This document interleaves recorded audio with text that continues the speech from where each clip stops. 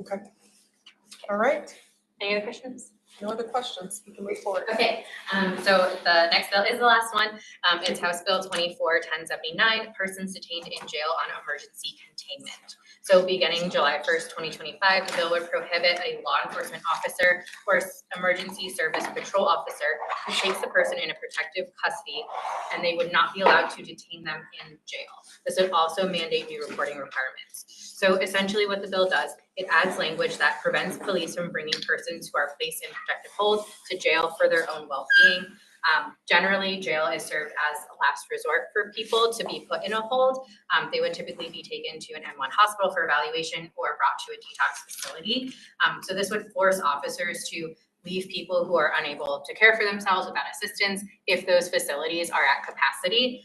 So if the person is not able to be taken to hospital or another facility, and they would no longer be allowed to stay in the jail to detox or maintain safety for themselves. The bill also, the bill includes no fiscal note for this.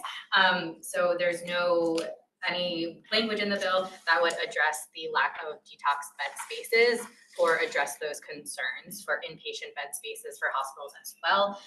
And then the bill also, as I mentioned, imposes additional reporting requirements on law enforcement agencies with no additional funding or training resources at this time. Staff is recommending an opposed position on this legislation. Chief, did you want to speak to anything on this? Judge Day as well? I think Liz really nailed everything. I think the most important thing is just leaving people in a position where they're not able to care for themselves if they don't have this option.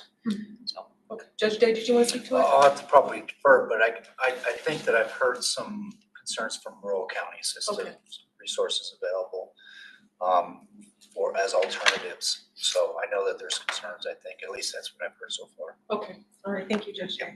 Mayor, did you have any comments on this one? No, I'm glad we're opposing. I mean, I think opposed is a great decision to have on this. Okay, council member, we already got Councilmember Jurinsky, she's gonna go. Councilmember Gardner, do you support the staff's position of oppose on this bill? Yes, I support opposing it. Okay, all right. Well, we got through that. It was a little choppy, but we got through it. Okay, so water update, and we have some positions. Councilwoman? Yes. I'm sorry. I don't know that we actually voted on 1007. That's when Councilwoman Jurinsky had to go dark and 1007? Yeah, the occupancy limit bill. I'm not sure if we actually got a vote on that one, or did we? Oh. Okay, maybe we didn't go. Occupancy Okay, we do need to limits? go back to the occupancy, because we didn't get a vote on that one. Okay, do you have support on that one? I have support on my notes. I also have support on my notes, but we can absolutely revisit it. We're supporting occupancy limits? Or no, supporting the amendment. Supporting Sorry. the amendment. Okay, Supporting to amend the bill. Yes. okay, gotcha. I just didn't know if we actually voted on it. We can revisit it if you like. It was Councilmember Gardner on that one, right? I have Councilmember Jurinsky. Okay, She was. okay. It was when we switched out. Okay, that's fine. That's when, as long as we have the two, so we're good. We're good. All right, water.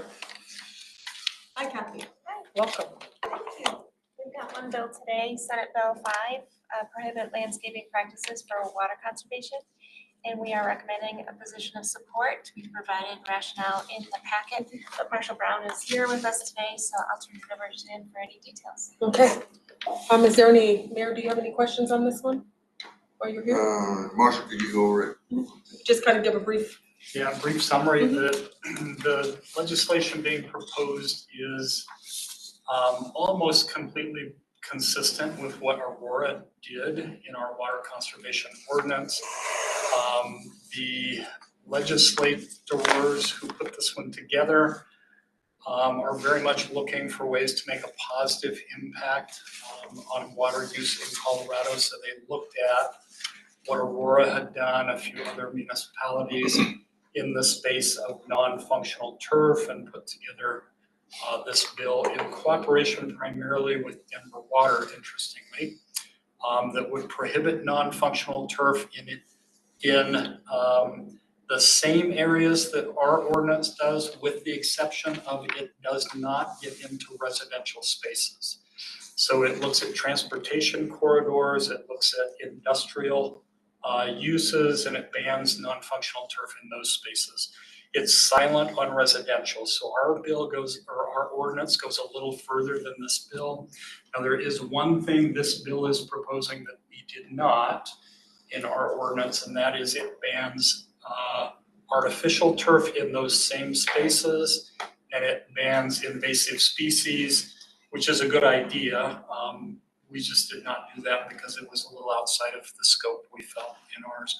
The artificial turf ban is a little bit of a concern to us, but. Why do they ban that? There are some NGOs that are very active in that space, primarily Western Resource Advocates, put together a large paper that talks about what they feel the downsides to artificial turf are. They talk about heat island effect, they talk about chemicals, lack of ability to recycle. So they've highlighted those as hugely concerning. They've been in contact with the drafters of the bill.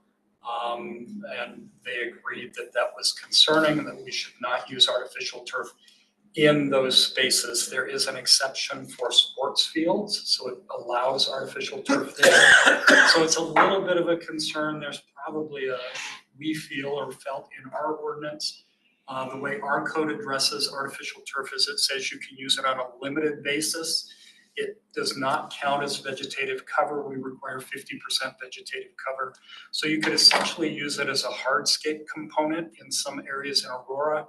This bill would not allow that anymore, but specifically only in those corridors I just talked about. So it would not ban it in residential space. So it's kind of interesting.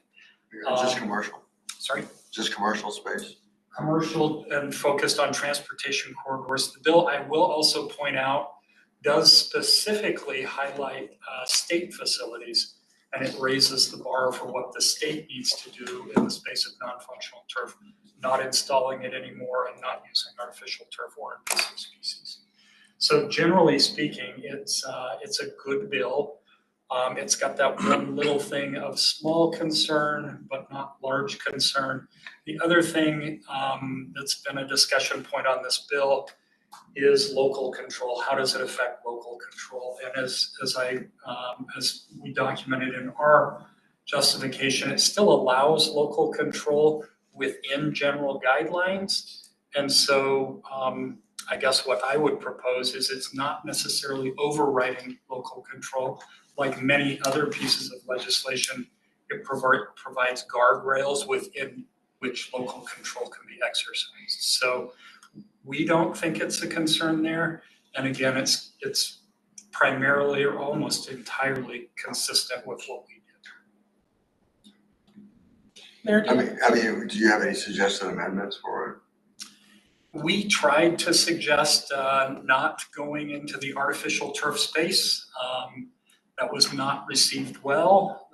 The NGO groups who've been advocating for that are advocating very strongly, and so the bill sponsors were not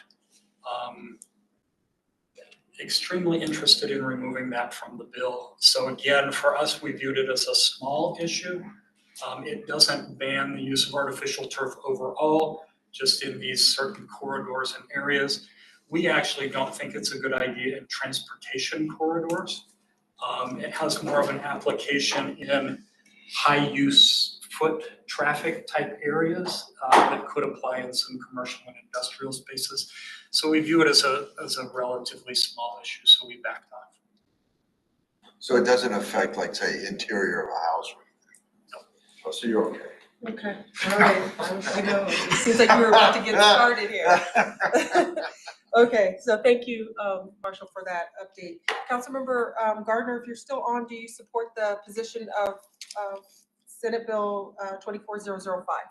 Staff position? Yes, I do. Okay, I do. I support it as well. And Councilmember Jurinsky, she said she, on record, that she would go with my recommendation, so. Okay, so we got through, You might have a question. oh, Peggy? Peggy? You have your hand up? I Your virtual messaged, hand? I think her hand just might be stuck. Okay. I think she All just right. didn't take her hand back down. It's an old hand. We removed the hand. Did you have your hand up did you want to respond to something? No, or- that was just back on 10:07. Okay, Sorry got about it. that. If Okay. you didn't take it down. Okay, Apologies. Okay, miscellaneous matters for consideration. I think the mayor wanted to ask a little bit, give you an update on the lobbying trip. Yes, so right now we have the lobbying trip scheduled for April, the week of April 15th through 19th. So we're gathering more information. It's already booked on your calendar, so no worries about that. Well, we can go as early as possible, like last time, to where we need to be there at 6 o'clock. 7:30 mornings are always, I know that's your, I You're knocking promise on your you, hotel we're not room. taking the same flight that we did last time. We will have a different schedule. Okay, and before I get to my, my update or my conversation, I want to talk about the Pfizer goals and objectives. I'm gonna go around the table. Is there anything from the chief's office that we need to be aware of? Judge Day, you as well. You for cyber, so let's just start with Judge Day first. To kind of piggyback on House Bill 1132, which was the court data sharing, which was a priority for us last legislative session. The task force did its work. We had 6 meetings. We put together our report that was delivered to the Supreme Court legislative liaison, Terry Scanlon, who I believe has presented it to House Judiciary and Senate Judiciary. I thought it was going to be done in the joint session, but I don't know if it was for sure. We put forth 3 recommendations in different levels, different focus points of those 3 options. Really what we were asking, and we hope, and it hasn't been picked up yet, at least that I haven't heard of many of our legislators of running a bill to support what the request was, and that was to go to kind of the next step in the process of building a portal to share data amongst courts, and that is to be a more targeted and comprehensive group to go around to all stakeholders, including municipal courts, see what their systems are, see what restrictions those systems may be, how it can be integrated, and kind of take the next step within an IT context. And so I strongly supported that recommendation. But again, there was 3 specific recommendations from the task force. If this committee or council is interested in seeing that report, I can absolutely get it to you. It's not as high level, I think, as probably the conversations were, because we had very limited number of meetings to get a lot of work done in a very heavy lift topic, that being data sharing. So, but I'm proud of the report as the vice chair of that. The chair was Chief Judge Flint from Grand Junction. We had a great group, great discussions, and I think we accomplished a lot in the 6 sessions that we met. So, Well, Judge Day, I think that would be, if we could get the report to Liz, maybe we can get it to the committee. I mean, I would be interested because we did, I would like to see where the progress of that's going, because it's gonna be really important. So it would be interesting to see what the recommendations are. so as part of piggybacking on the request as priority, hopefully it'll still continue to be a priority, because I think it is an important topic for all of us in the criminal justice area. So, Okay, thank you. It is in the state priority, just to confirm that with Oh, it everyone. is in there? Yes. Okay, with the link to it? No, the having core data sharing be a priority for the city. Oh, okay. But I meant the report. Oh, I can get that to you. Yes. Chief? Yeah, I think our priorities are gonna be covered, increasing the bed space for juveniles or a flex situation. But also, in terms of the PALPO, so of course in 2021, the law changed so that it was just the victim rights crimes that where somebody was convicted, that they wouldn't be able to carry the weapon. But we're asking for car thieves and people that are convicted of distributing drugs to be included on the list to not be able to carry, make it illegal to carry a weapon. Okay. Sorry, and where is that now? Excuse me? I'm sorry, where is it? These are our priorities. This is in the priorities. Yeah, our priorities. Yeah. But there's no legislation that's moving forward on that, right? Not at this time. Not at this time, Okay. yeah. Okay. I know we've had the broadband and the priorities. Did you want to speak upon that? Not specifically about broadband, Councilmember Lawson, just a couple bills Or that, the cybersecurity? not aware of any cybersecurity ones, but Okay. on the 911 front, a couple bills that are in motion and may get introduced. So according to the task force at the federal level, they're potentially going to introduce a anti-swatting bill. So if that comes forward, we should monitor and see that. Anti-swatting, you said? Yes. And I can explain more. The chief can explain swatting if you'd like. Essentially, you may be able to do it more articulately, but essentially you're sending out electronically, you're sending out just trying to get some, just continuous. So that you're trying to get somebody to respond, and of course, trying to get financial information or any type of information from somebody that bogs everything down, so that you're not able to do what you need to do in terms of electronic communication. Does that mean like organizations? Or just anybody? Because it can, like the chief said, can be cyber, but it can also be physical, where they're trying to create false calls for service Okay, to get the law enforcement. Oh, and others to okay. respond. okay, That was in that, East High School and some of the high schools. okay. So there may be legislation coming out for that At the federal level. at the yes. federal level, okay. And then at the state level, we've been told that one of the legislatures has taken up potentially a bill for a 911 enterprise fund, which as part of the 911 task force, we have helped support that and help the development of that. So if that comes forward, we'll You'll let provide me more know. information about it. Okay, that's good to know.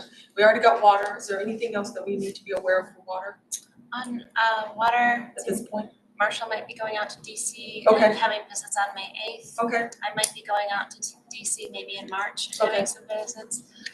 Really our top three, probably right now, that has legislation, the Upper Colorado River Endangered Fish Program, that I hope everybody is familiar with by now.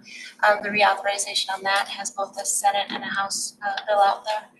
And let's see, PFAS, water system utility exemption, there is a Senate bill on that.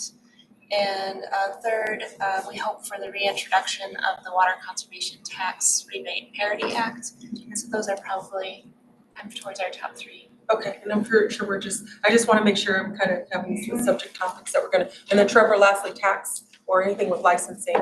We'll see what comes out of the liquor advisory group recommendations that went to the state. I think that group was very heavy with industry and not so much with public health and public safety. So some of their recommendations are, repeating, looking at extending service hours till 4 a.m. with bars and things that the city had opposed in the past. So we'll see what comes out of that bill. There was a couple things that we had requested that were in the recommendations as well. So just waiting that one primarily.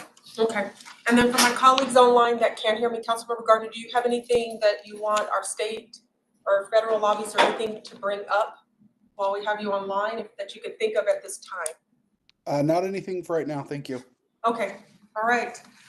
Just lastly, updating our Pfizer goals and objectives. I actually found these as I've cleaned out my files, and I do have, and I'll forward it over to you, but I do want these to be revisited because I think as this committee has evolved, and I've been the chair of it for 6 years, we probably need to take a look at this. So I will forward this to Liz, and I would like for my colleagues to look at this, and then maybe we can put it on an agenda to get some recommendations to how we can update this.